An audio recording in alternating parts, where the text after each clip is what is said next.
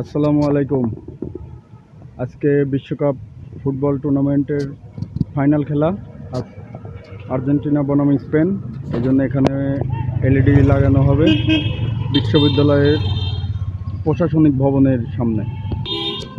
আর এখানে আছে 48টা দেশের ফ্ল্যাগ, পতাকা। 48 দেশের ফুটবল টুর্নামেন্ট, এই জন্য 48টা দেশের ফুটবল পতাকা আছে। রাজশাহী বিশ্ববিদ্যালয়ের প্যারিস রোড।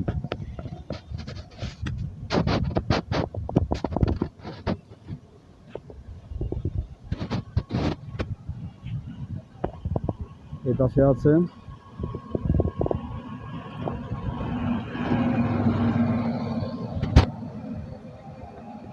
আর ওখানে এলইডি লাগানো হচ্ছে, ওখানে আজকে খেলা দেখানো হবে। আসসালামু আলাইকুম। এখানে পতাকা দেওয়া আছে 48টা দেশের পতাকা ফুটবল টুর্নামেন্টের। ওই পাশ দিয়ে এই পাশ দুপাশেই আছে। এটা রাজশাহী বিশ্ববিদ্যালয়ের প্যারিস রোড।